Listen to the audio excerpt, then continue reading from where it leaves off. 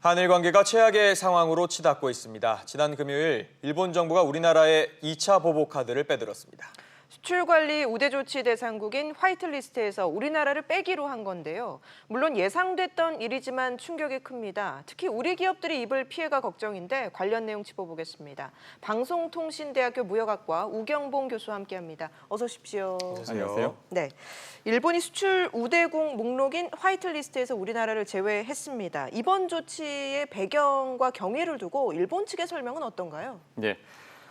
일본의 가기 결정은 아베 총리가 주관하는 각 부처 장관들의 회의로 한국의 국무회의에 해당됩니다. 한국을 화이트리스트에서 제외한 이번 가기 결정을 두고 아소타로 부총리 등은 이번 시행령 개정은 수출 금지가 아니라고 설명했습니다. 하지만 이것은 명백한 WTO 협정 위반이고요. WTO와 국제사회로부터의 비난을 피하기 위해 변명을 하는 것으로 보입니다. 네. 최근 일본이 행하는 일련의 조치들은 명백히 공정하고 자유로운 무역을 추구하는 국제사회 질서에 반하는 행위라고 할 수 있겠습니다. 네, 자 일단은 화이트 리스트에 대해서 좀 먼저 알아보는 게 좋을 것 같은데 우리나라가 이렇게 화이트 리스트에서 빠지게 될 경우에는 무엇이 어떻게 달라지는 겁니까? 네. 화이트리스트에 포함이 되어 있다는 것은 간단하게 말씀드리자면 수출 절차가 매우 간소하다는 것을 의미합니다. 예. 여기에 한국이 포함되어 있다는 것은 일본 기업이 한국에 수출을 하고자 할 때 거의 예외 없이 일주일 이내에 승인이 나는 것을 의미합니다. 그 목록에서 제외된다는 것은 일본 기업의 한국 수출이 매우 까다로워졌다는 것을 의미하는데요. 구체적으로는 일본 경제산업성에 신청을 한 후에 승인까지 최장 90일이 소요될 수 있다는 것입니다. 하지만 중요한 것은 90일 후에 반드시 승인이 난다는 보장이 어디에도 없다는 점입니다. 네. 경제산업성이 90일 후에도 소위 자체 판단으로 승인을 하지 않을 가능성이 있는 것이죠.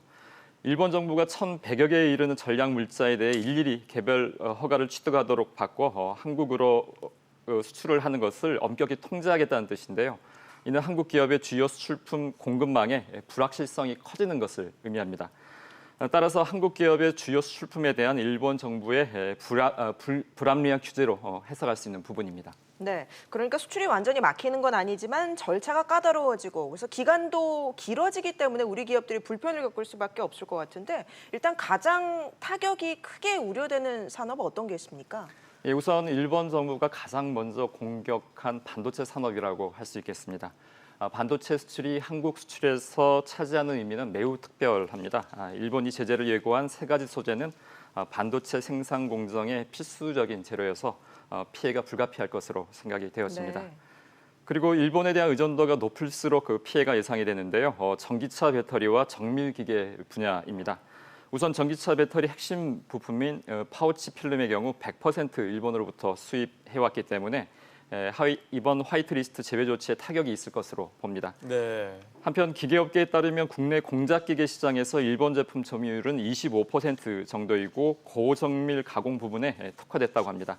또한 공작기계를 구성하는 수치 재부품의 경우는 일본 제품의 점유율이 90%에 달한다고 합니다. 그래서 일본 의존도가 높은 만큼 이번 조치에 의한 타격이 불가피할 것으로 생각이 되어집니다. 네, 말씀하신 것처럼 일본의 이 의존도가 굉장히 높은 상황인데 대체품은 찾을 수 있는 겁니까? 네, 2018년 기준 현대 기아 자동차의 전기 자동차 판매 비율은 국내에서 약 1% 그리고 해외에서 약 3% 정도로 그렇게 높은 수준이 아닙니다. 단기적으로 타격이 불가피합니다만 그 수준이 심각한 정도는 아닐 것으로 생각이 되었습니다. 네. 또한 제작 공정 투입에 있어서 미세 조정 기간이 필요할 것으로 생각이 되었습니다만 전기차 배터리 관련 부품은 중국과 유럽에서 대체 공급처 확보가 가능하다고 알려져 있습니다. 다만 정밀기계는 상당한 어려움이 예상됩니다. 공작기계는 독일산 제품으로 대체가 가능합니다만 비슷한 품질임에도 가격에서 상당한 차이가 있어서 중소기업들이 상당히 주저하고 있다고 알려져 있습니다. 그리고 네.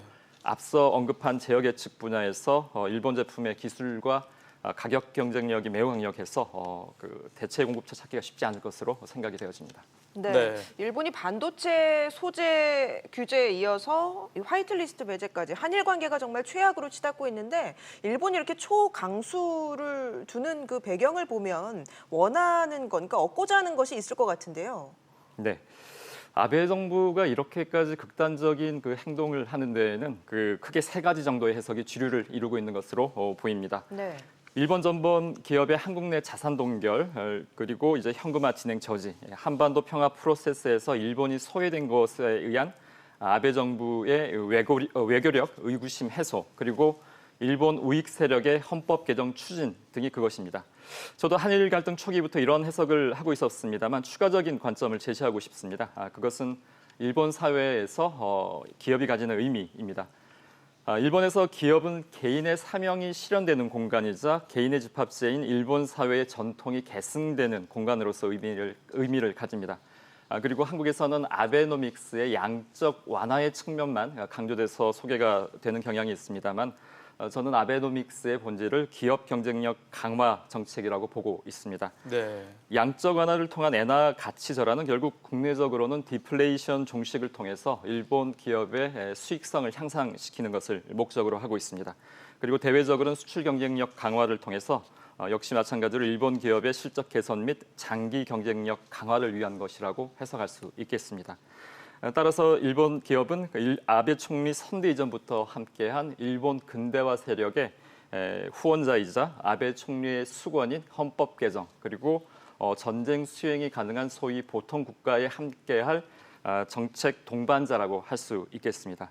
그러한 일본의 기업에게 어떠한 이유로든 문제가 생겼는데 아베 총리가 적극적인 대응을 하지 않으면 거꾸로 아베 총리에게 치명타가 될 수도 있을 것으로 생각이 되어집니다. 네. 네, 일본이 수출 규제에 이어서 금융 보복까지 나올 수 있다 이런 얘기도 나오고 있는데 그럴 가능성은 어느 정도라고 보십니까? 예, 저는 낮게 보고 있습니다. 가까운 시일 내에 금융 보복이 있을 가능성은 높지 않다고 보는데요. 이유는 우선 그 한국 내에 유입된 일본계 자금의 총 금액이 약 한 18조 정도로 추정되고 있습니다. 네. 이 정도 금액이 일시에 회수된다고 하더라도 한국 금융이 이제 타격을 받을 만큼 시스템이 불안정하다고 보이지는 않습니다.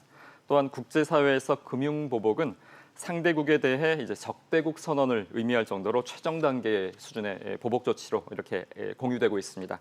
따라서 일본이 가까운 시일 내에 이 정도까지의 무리수를 두지는 않을 것으로 생각이 되어집니다. 네. 네. 우리 정부가 전방위적으로 대응을 하고 있고 또 어제 당정청 회의가 열리기도 했는데요. 하지만 일본에 좀 직접적으로 영향을 줄 만한 뾰족한 대책은 없어 보이거든요. 네. 저는 그 정부가 전략적인 차원에서 모호성을 취했다고 생각이 되었습니다. 우선 정부가 기업에게 직접 지원을 하는 것은 WTO 협정 위반에 해당이 됩니다. 그리고 정부 최고위층이 구체적인 사항을 명시를 하게 되면 향후 대응 전략의 세부안을 다듬어야 할 실무진 행동에 제약이 따르게 됩니다. 따라서 정부 차원에서는 일본의 조치가 부당하고 한일 우호 관계 및 국제사회의 질서를 해치는 행위라는 것을 명확히 하고 향후 한국 정부가 할 수 있는 모든 조치를 취하겠다는 정도의 성명 발표가 적당한 것으로 생각이 되었습니다. 네, 일본의 화이트리스트 배제 결정이 나오면서 우리 정부는 한일 군사정보보호협정 이른바 지소미아 연장 거부 카드를 꺼내들 전망도 나오고 있는데 이렇게 될 경우에는 미국의 중재 역할도 나오지 않을까 이런 전망도 하는데 어떻게 보십니까? 예, 상당히 어려운 부분이라고 생각이 되었습니다. 다만 지소미아 폐기는 위험할 수도 있다고 생각이 되었습니다. 네. 우리에게 실익은 그다지 없고 미국에게 안보에 대한 불안감을 증폭시킬 수 있기 때문입니다. 현재 동북아에서 한국의 명백한 우방이자 동맹국은 미국이 유일합니다. 그리고 미국이 동북아에서 가장 원하는 것은 굳건한 한미일 안보 체제 확립이라고 생각됩니다. 일본에게 타격을 주기 위해 동맹국이 가장 중요하게 생각하는 것을 흔드는 것이 미국에게 어떤 시그널을 주게 될 것인지 잘 생각해 볼 필요가 있겠습니다. 또한 일본은 어떤 식으로든 미국과 정보 교류를 하게 될 것으로 보이는데요. 그렇게 되면 일본에게 주는 실질적인 타격이 있을 것인지에 대해서도 다시 한번 고려해 볼 필요가 있겠습니다.